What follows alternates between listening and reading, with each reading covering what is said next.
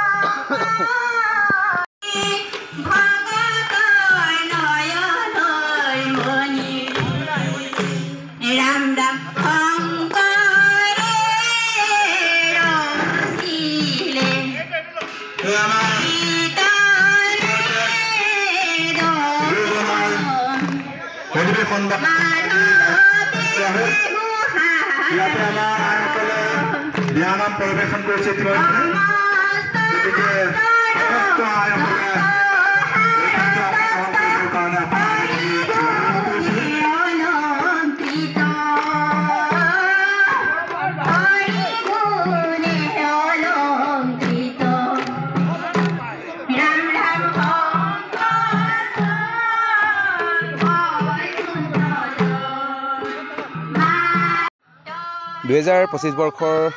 শ্ৰীমন্ত শংকৰদেৱ সংঘৰ শদিয়া জিলা শাখাৰ 20 সংখ্যক বাৰ্ষিক অধিৱেশনখনি 2025 বৰ্ষৰ জানুৱাৰী মাহৰ 28 আৰু 29 তাৰিখে অনুষ্ঠিত কৰাৰ সিদ্ধান্ত গ্ৰহণ কৰা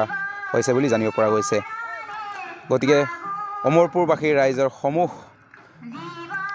সহায় সহযোগিতা কামনা কৰিছোঁ।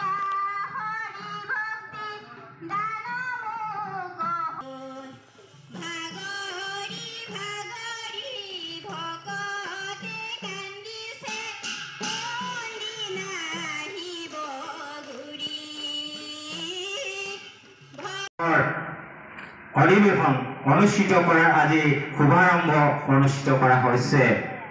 আৰু এই বাৰ্তাই এই অঞ্চলৰ সমস্ত জাতি জনগোষ্ঠী সমস্তকে কৃপা হ'ব আৰু গুৰুজনাৰ নীতি আদৰ্শ প্ৰচাৰ প্ৰসাৰ ক্ষেত্ৰত নিশ্চয়কৈ এই অধিৱেশনখনিয়ে নিশ্চয় অৰিহণা যোগাব। গুৰুজনে কৈছে মূল উদাৰ চৰিত্ৰ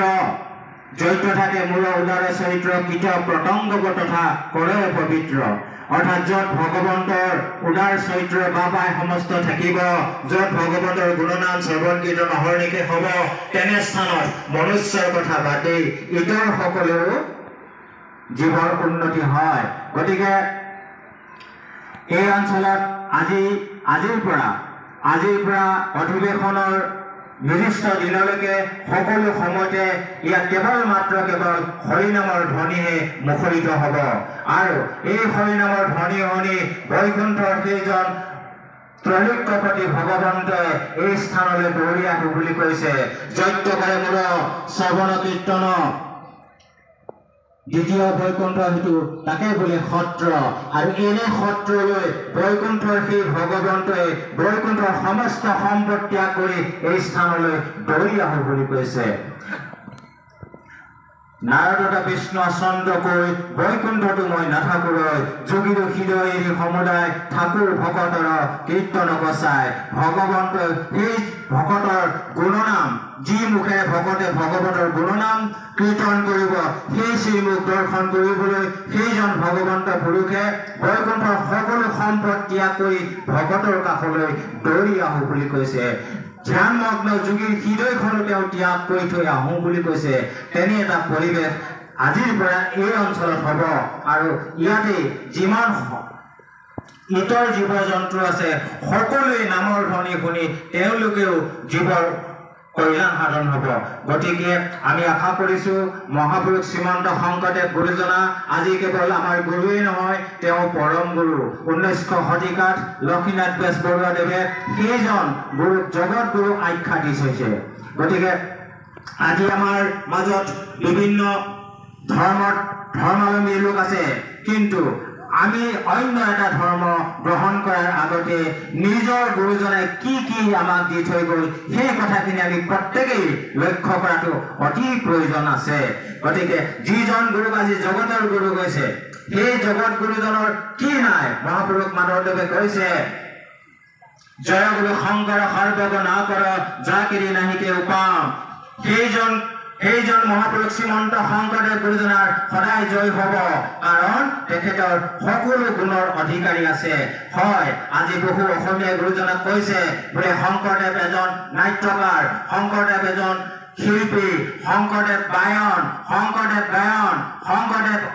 অভিনেতা শংকৰদেৱ সাহিত্যিক এনেধৰণে বিভিন্নজনে বিভিন্ন কৈছে কিন্তু এই আটাইখিনি গুণ যেতিয়া আমি একলগ কৰিম তেতিয়াই হ'ব মহাপুৰুষ শ্ৰীমন্ত শংকৰদেৱ সৰ্বগুণাকৰ সেইকাৰণে মহাপুৰুষ মাধৱদেৱ গুৰুজনে কৈছে কি ক'ব শংকৰদেৱৰ মহিমা জানি জ্ঞানী অন্ত নেপায় কি কম সেইজন মহাপুৰুষ শ্ৰীমন্ত শংকৰদেৱৰ কথা আমি কি কৈ অন্ত কৰিম যিজনৰ গুণ গৰিমা মহা জ্ঞানীসকলেও কৈ অন্ত কৰিব নোৱাৰে গতিকে তেনে এজন জগত গুৰুক আমি আমাৰ নিচেই কাষতে পাইছো আৰু গুৰুজনাই যি মহান বাণী কুকুৰ চিগালু গদ্ধবোৰ আত্মাৰাম জানিয়া পৰি সবাক কৰিবা প্ৰণাম এনে মহান বাণী দিয়া জগত গুৰু আৰু এনে গুৰু পৃথিৱীত হয়তো পাবলৈ নাই যি কথা অন্তত কুকুৰ চিগালৰ থকা সেই আত্মাটোকো আমাক ৰাম বুলি সেৱা কৰিবলৈ কৈছে পৃথিৱীৰ কোনো ধৰ্মগুৰুৱে তেনে উক্তি প্ৰদান কৰা নাই সেইকাৰণে মহাপুৰুষ শ্ৰীমন্ত শংকৰদেৱ গুৰুজনাক জগত গুৰু আখ্যা দিয়া হৈছে গতিকে সেই বাবাই হেমস্ত আমি প্ৰত্যেকে মহাপুৰুষ শ্ৰীমন্ত শংকৰদেৱৰ নীতি আদৰ্শৰে যদি আমি আগবাঢ়ি যাওঁ নিশ্চয়কৈ আমাৰ আজি সমাজত চলি অহা যিবোৰ দুষ্কৃতিকাৰীৰ যিবোৰ আমাৰ অঘটন হঠতে ঘটি আছে সেই সকলোবোৰ নিৰ্মূল হ'ব আৰু তাৰ কাৰণে আমাৰ শ্ৰীমন্ত শংকৰদেৱ সংঘই প্ৰতি বছৰে প্ৰতি শাখাত প্ৰাথমিক পৰ্যায়ৰ পৰা ধৰি যি আঞ্চলিক মূল আৰু কেন্দ্ৰীয় সমিতিলৈকে আমাৰ এই অধিৱেশনসমূহ অনুষ্ঠিত কৰা হয় এই কাৰণে অধিৱেশনসমূহ অনুষ্ঠিত কৰা হয় যাতে আমাৰ গুৰুজনাৰ নীতি নিয়ম আদৰ্শখিনি যাতে সমস্ত জাতি জনগোষ্ঠীয়ে আদৰে গ্ৰহণ কৰিব পাৰে তাৰ কাৰণে আমি কিন্তু শ্ৰীমন্ত শংকৰদেৱ সংঘৰ প্ৰতিজন সদস্যই আমি নিজকে ভাবিব লাগিব আমি শ্ৰীমন্ত শংকৰদেৱ সংঘৰ একোজন সক্ৰিয় সদস্য গতিকে গুৰুজনাৰ বিষয়ে যদি আমি অসমীয়াই নকওঁ